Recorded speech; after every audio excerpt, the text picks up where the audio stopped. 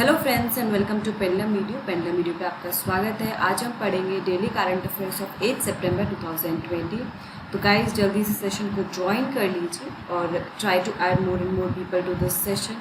जिन्होंने चैनल को सब्सक्राइब नहीं किया है इसको सब्सक्राइब करें, बेल आइकन को जरूर प्रेस करिए नोटिफिकेशन के लिए, और आप हमें हमारे टेलीग्राम चैनल पे भी ज्वाइन कर सकते हैं। तो चलिए शुरुआत करते हैं हम लोग करंट अफेयर्स की। For the first news is International Day of Clean Air for Blue Skies is celebrated on 7 September 2020। ये first international day of clean air for blue skies जो है ऑब्जर्व हुआ है, इसीलिए बहुत ही इम्पॉर्टेंट है। और ये 19 दिसंबर 2019 में यूनाइटेड नेशंस जनरल असेंबली ने एक रेजोल्यूशन जो है पास किया कि हम international day of clean air for blue sky celebrate करेंगे और 7 सितंबर को सेलिब्रेट करेंगे। और नाम से आपको समझ में आ रहा होगा कि ये जो दिन है, ये जो दिवस है, इसलिए मनाया जाता है ताकि लोगों में जागरूकता फैलाई जा सके कि भाई एयर पोल्यूशन का हर लेवल पे किस तरह का असर है और क्या इसका जो है अभी करंट में क्या दिक्कतें आ रही हैं उससे, और किस तरह से एयर क्वालिटी को इम्प्रूव किया जा सकता है। अगर हम एक डेटा की बात करें तो only 12% of the cities in the world meet WHO standards on air quality. तो दुनिया केवल 12% जो है वायु गुणवत्ता पर WHO के मानकों को पूरा करते हैं। और हम लोग तो जानते हैं जो दिल्ली जैसी जो मेट्रोपॉलिटन सिटीज़ है वहाँ पे एयर पोल्यूशन किस लेवल का है, ठीक है। तो इसीलिए जो है लोगों को अवेयरनेस क्रिएट करने के लिए ये जो है इंटरनेशनल डे मनाया जाता है। 92% of the world population is expose to polluted air causing around 7 million premature deaths every year. तो हर साल 7 मिलियन के करीब जो है समय से पहले मृत्यु हो जाती हैं, क्योंकि 92% ऑफ द वर्ल्ड पॉपुलेशन जो है वो पॉल्यूटेड एयर को एक्सपोज्ड है, प्रदूषित हवा के संपर्क में है। थीम क्या है इस वर्ष की? थीम इम्पॉर्टेंट है क्योंकि first international day for clean air celebrate हो रहा है, तो क्लीन एयर फॉर ऑल जो है इसकी थीम है। और इसी के चलते एनवायरमेंट जो मिनिस्टर हैं इंडिया के प्रकाश जावड़ेकर, उन्होंने एक वेबिनार को चेयर किया ऑन दिस इंटरनेशनल डे। और जो इंडिया का नेशनल क्लीन एयर प्रोग्राम है उसकी प्रोग्रेस में जो भी मेजर्स लिए गए हैं उनको उनकी प्रोग्रेस को रिव्यू किया गया है इस वेबिनार के थ्रू। तो ये इम्पॉर्टेंट है डे काफ़ी। चलिए हम लोग इससे जुड़ा एक प्रश्न देख लेते हैं। What is the theme for first International Day of Clean Air for Blue Skies being observed on 7 September? 7 सितंबर को मनाए जा रहे पहले international day of clean air for blue skies का विषय थीम क्या है? Clean air for all, clean sky for all, blue sky for all, clean air and blue sky for all. जल्दी से कमेंट करके बताइए क्या है इसकी theme, 2020 theme. The correct answer is option है, that is clean air for all. Andhra Pradesh top the state business reforms action plan of 2019। Andhra Pradesh ने राज्य व्यापार सुधार कार्य योजना 2019 में पहली रैंक प्राप्त की है, जो आत्मनिर्भर भारत के लिए व्यापार करने में आसानी का प्रतिनिधित्व करता है। Andhra Pradesh was followed by Uttar Pradesh and Telangana. Andhra Pradesh के बाद उत्तर प्रदेश और तेलंगाना का स्थान रहा। और ये जो रैंकिंग्स है किसके द्वारा रिलीज़ की? It was released by the department of industrial promotion and internal trade, that is DPIIT, क्योंकि एक फाइनेंस मिनिस्टर द्वारा एक वर्चुअल इवेंट जो है वो चेयर किया जा रहा था, उसी के दौरान ये जो रैंकिंग्स है ये रिलीज़ की गई। The rankings are based on a survey conducted by the investor community during January and February 2020। Andhra Pradesh को फर्स्ट प्राइज़ क्यों मिला है, फर्स्ट रैंक क्यों मिली है? क्योंकि आंध्र प्रदेश जो है पहला स्टेट है जिसने लॉन्च किया था रीस्टार्ट पैकेज, ठीक है। ये इंपॉर्टेंट है, आपसे पूछा जा सकता है कि रीस्टार्ट पैकेज किसने लॉन्च किया था, सबसे पहला स्टेट कौन सा था?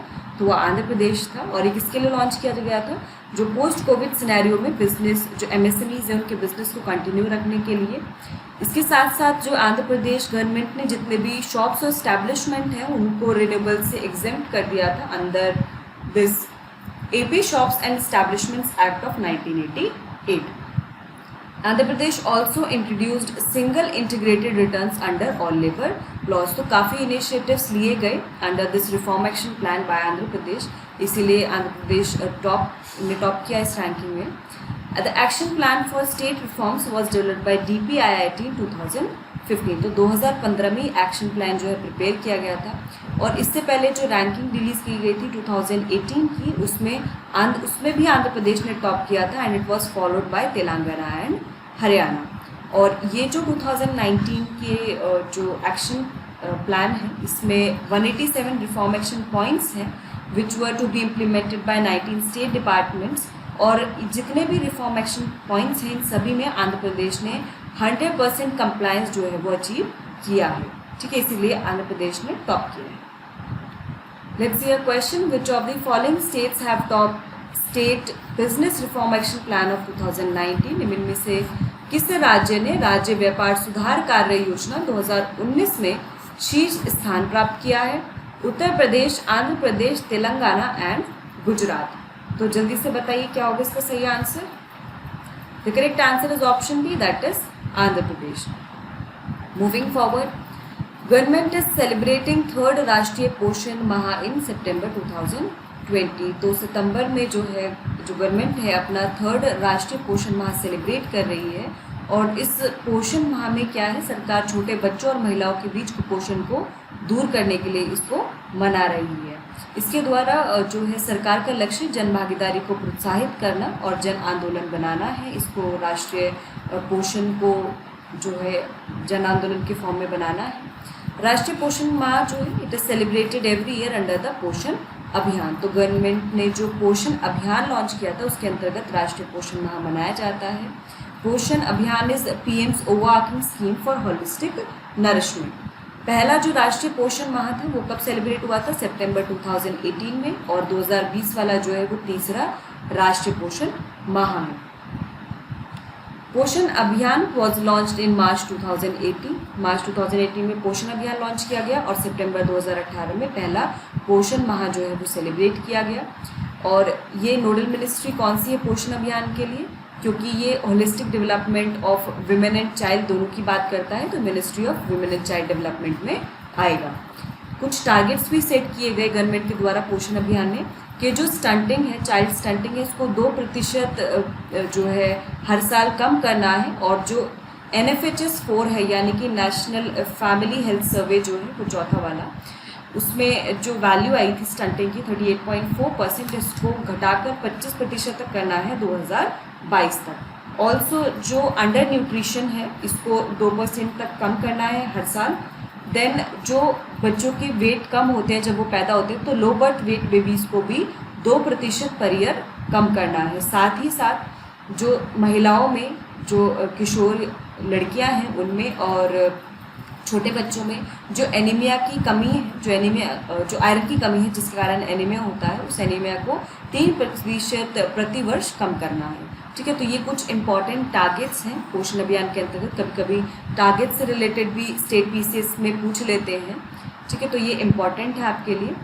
आगे चलते हैं, let's see a question, when did the government celebrate 1st राष्ट्रीय पोषण माह अंडर पोषण अभियान? सरकार ने पोषण अभियान के तहत पहला राष्ट्रीय पोषण माह कब मनाया था? सितंबर 2016, सितंबर 2017, सितंबर 2018 एंड सितंबर 2019।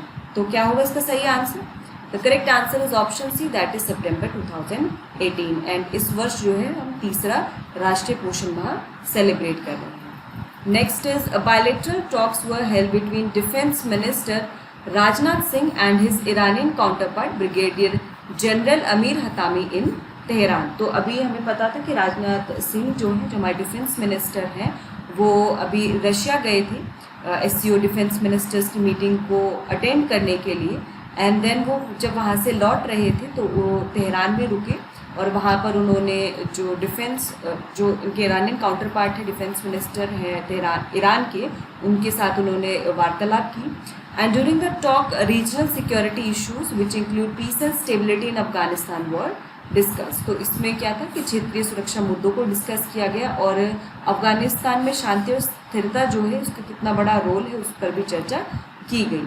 Veg to achieve progress in bilateral cooperation for also discuss during talks between the 2 ministers. तो रक्षा मंत्री और ईरानियन ब्रिगेडियर के बीच वार्ता के दौरान द्विपक्षीय सहयोग में प्रगति हासिल करने के तरीकों पर भी चर्चा की गई। ईरान की हम बात करें तो it is a country which is located in western Asia. इसकी कैपिटल और सबसे बड़ा शहर जो है वो तेहरान है, और प्रेसिडेंट कौन है यहाँ पर? हसन रोहानी है। तो यहाँ पर हम देख लेते हैं ईरान की location. This is the location of Iran. ठीक है, ईरान के हम लोग देख लेते हैं कि आसपास किस किस के साथ ये अपना बॉर्डर शेयर करता है, कौन सी जो जगह है वो लोकेटेड है। जैसे कैस्पियन सी है, ये ईरान के नॉर्थ में स्थित है। ठीक है, अर्मेनिया और अज़रबैजान, ठीक है, इधर अज़रबैजान है, ये अर्मेनिया है, ये जो है नॉर्थ वेस्ट में लोकेटेड है ईरान के।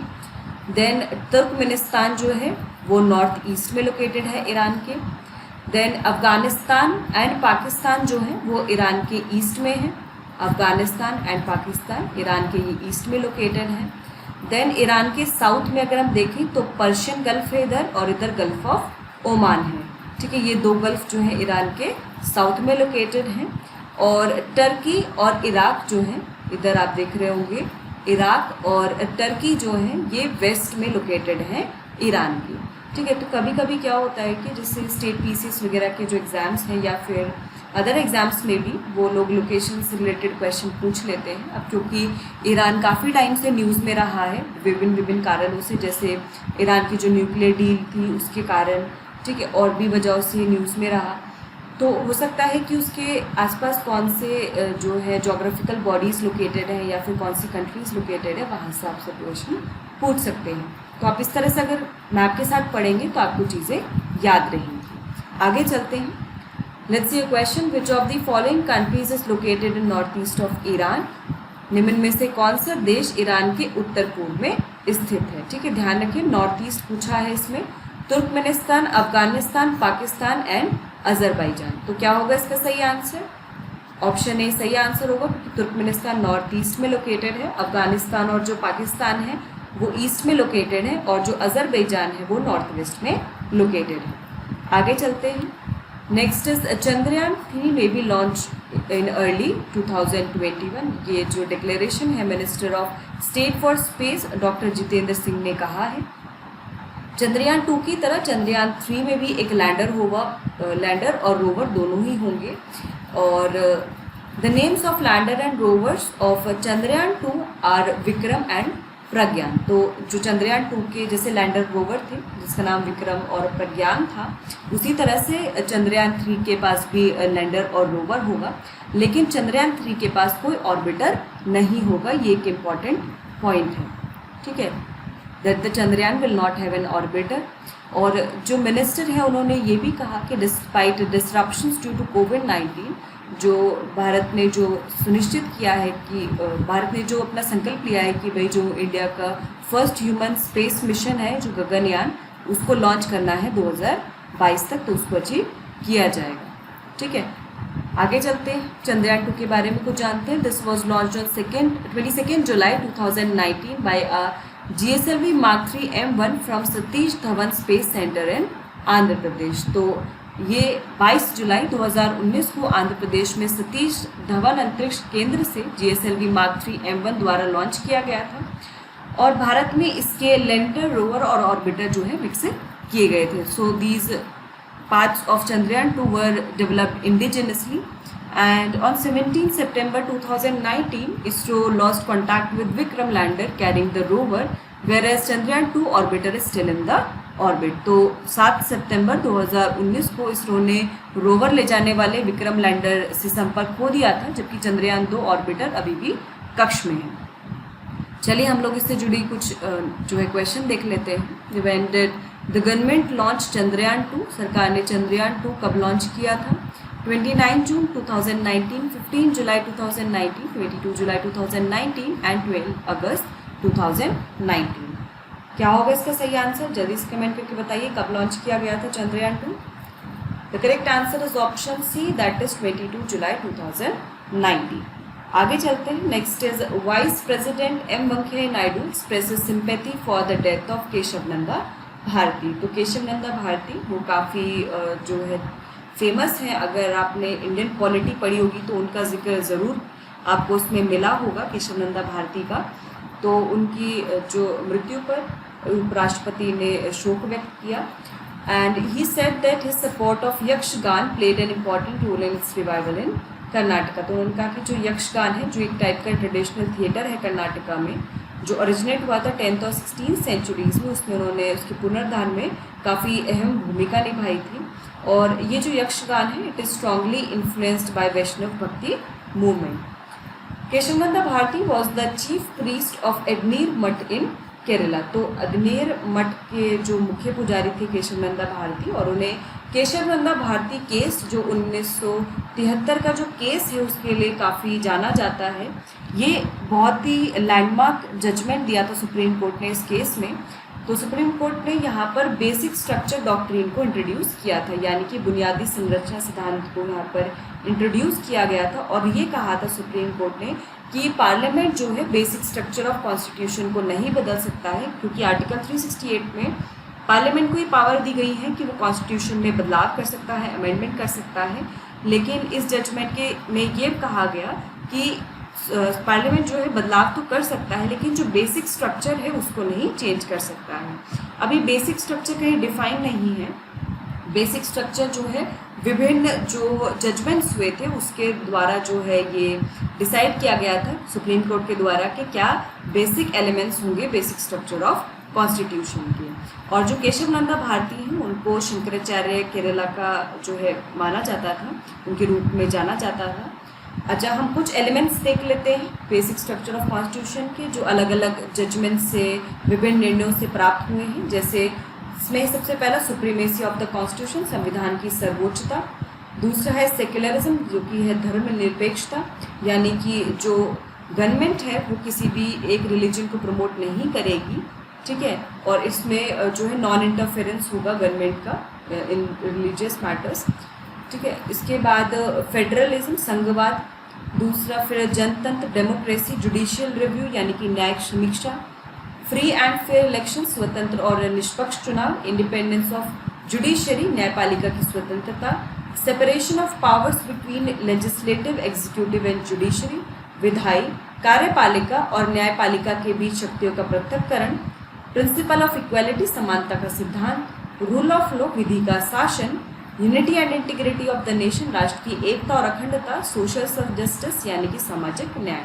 तो ये कुछ अलग अलग जजमेंट्स में जो है सुप्रीम कोर्ट ने डिफाइन करे थे basic elements of basic structure of constitution, जिनको जो गवर्नमेंट है, जो पार्लियामेंट है, वो अमेंड नहीं कर सकती है। चलिए हम लोग इससे जुड़ा प्रश्न देख लेते हैं। In which year did supreme court give Keshavananda Bharati judgement and introduced basic structure doctrine? किस वर्ष में सुप्रीम कोर्ट ने केशवनंदा भारती जजमेंट दिया और संविधान की बुनियादी संरचना का सिद्धांत लागू किया? 1972, 1973, 1974 एंड 1975। जल्दी से कमेंट करके बताइए क्या होगा इसका सही answer. The correct answer will be option B, that is 1973। आगे चलते हैं। Next is third phase of back to village programme was recently announced by the government in Union Territory of Jammu and Kashmir। और इसका जो तीसरा phase है ये अक्टूबर 2 से लेके अक्टूबर 12 तक चलेगा।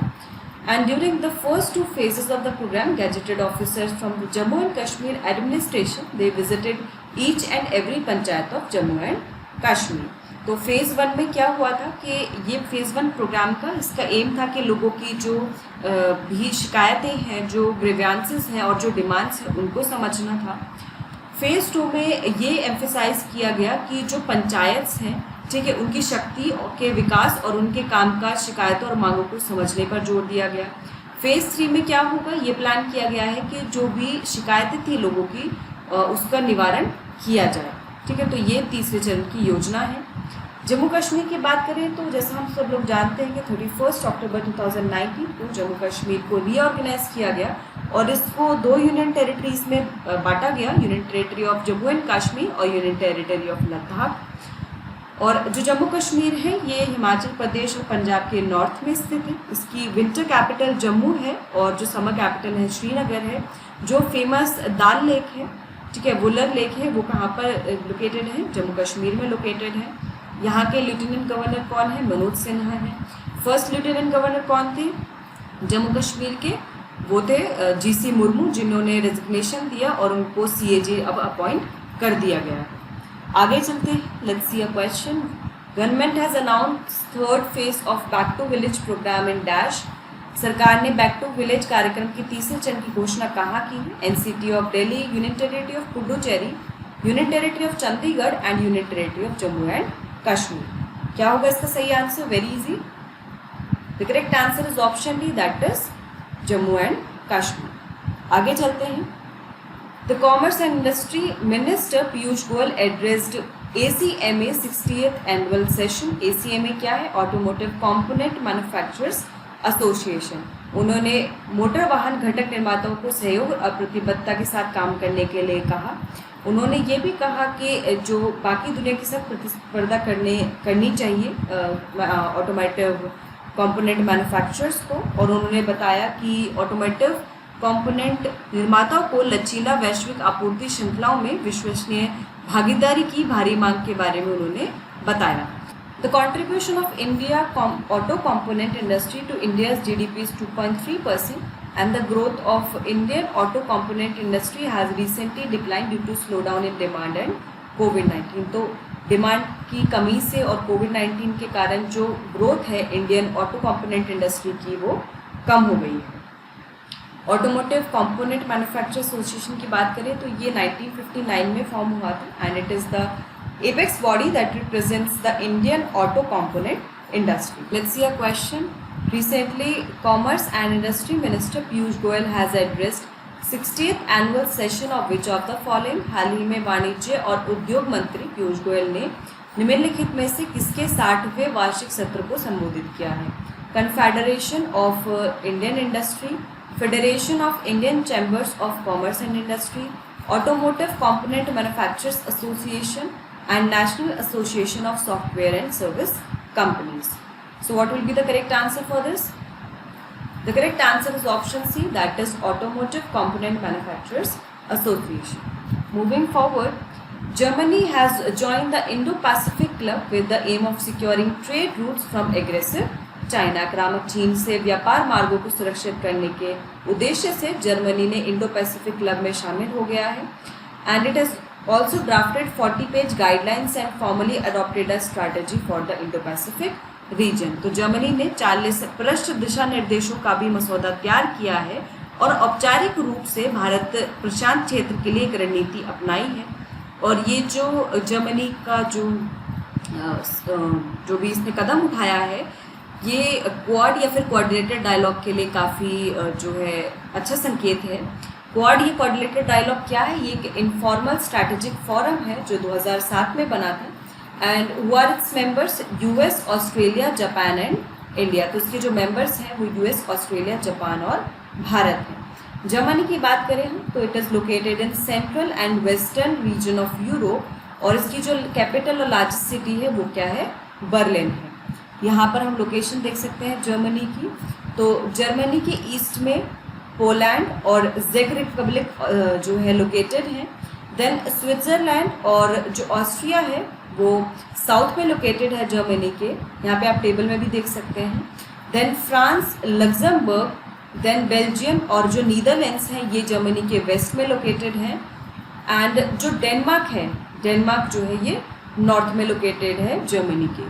और यहाँ पर एक साइड नॉर्थ सी है और दूसरी साइड बाल्टिक सी है। ठीक है, आगे चलते हैं हम लोग। Let's see a question. Which of the following European countries has recently adopted a strategy for the Indo Pacific region. निम्नलिखित में से किस यूरोपीय देश ने हाल ही में भारत प्रशांत क्षेत्र के लिए एक रणनीति अपनाई है?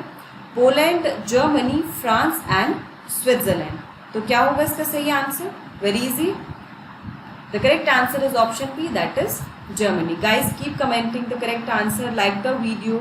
If you have any doubt, please mention that in comment box. आगे चलते हैं। Next is special superfast express trains started between Trichy and Howrah. तो त्रिची और हावड़ा के बीच विशेष सुपरफास्ट एक्सप्रेस ट्रेन जो है शुरू की गई हैं and these train services has been launch by southern railways. ठीक है, इस तरह से भी पूछ लेते हैं कि कौन सी रेलवेज ने इस सर्विस को स्टार्ट किया है and they will run twice a week from September 15, 2020. Earlier daily trains from Egmore to Madurai, Tuticorin and Karaikudi had also been announced. Southern railway की हम बात करें तो इसका हेडक्वार्टर चेन्नई में लोकेटेड है। ये 1951 में बनी थी and it is the earliest of railway zones created in India after independence. तो भारत की स्वतंत्रता के बाद जितने भी रेलवे जोन बनाए गए उसमें सबसे पहले सदर्न रेलवे बनाया गया था और ये 4th लार्जेस्ट जोन है इंडियन रेलवेज का। ठीक है, ये भी इंपॉर्टेंट फैक्ट है। आगे चलते हैं।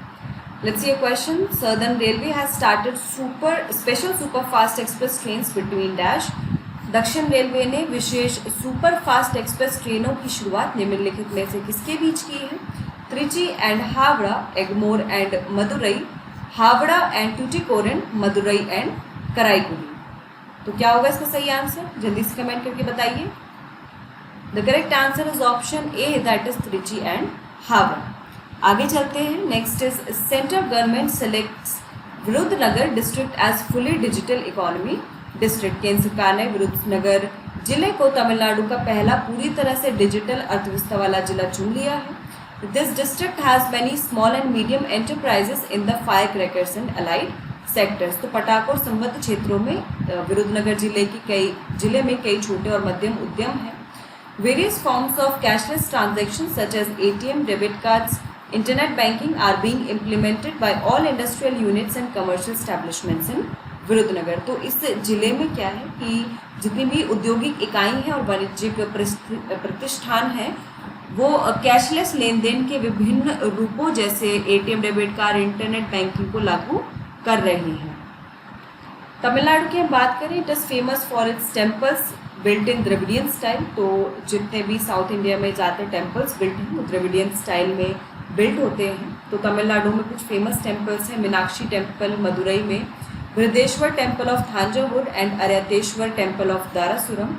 और ये जो तमिलनाडु है इसका गठन जो है ये 26 जनवरी 1950 को हुआ। इसकी लार्जेस्ट सिटी और कैपिटल कौन है? चेन्नई है। करंट गवर्नर यहाँ पर बनवारी लाल पुरोहित हैं और जो चीफ मिनिस्टर हैं वो एडप्पाडी के पलानी स्वामी हैं। और जो पुडुचेरी है वो तमिलनाडु के ईस्ट में लोकेटेड है, वहीं जो कर्नाटका और आंध्र प्रदेश है वो तमिलनाडु के नॉर्थ में लोकेटेड है और केरला वेस्ट में लोकेटेड है। तो तमिलनाडु बेसिकली जो है 3 स्टेट से अपना बॉर्डर शेयर करता है, कर्नाटका, आंध्र प्रदेश एंड केरला। आगे चलते हैं। Let's see a question. Which of the following districts has been selected as Tamil Nadu's first fully digital economy district by the central government. केंद्र सरकार द्वारा निम्नलिखित में से किस जिले को तमिलनाडु के पहले पूरी तरह से डिजिटल अर्थव्यवस्था वाले जिले के रूप में चुना गया है? चेन्नई, कोयम्बटूर, धर्मपुरी एंड विरुद्धनगर। तो जल्दी से कमेंट करके बताइए क्या होगा इसका सही answer. The correct answer is option D, that is Virudhunagar. So friends, here we have covered the daily current affairs and related questions। मैं उम्मीद कर रही हूँ कि आप रोजाना डेली करंट अफेयर्स फॉलो कर रहे होंगे। यूं ही अपनी तैयारी को मजबूत रखिए और हमारे साथ जुड़े रहिए। All the best. Thank you so much.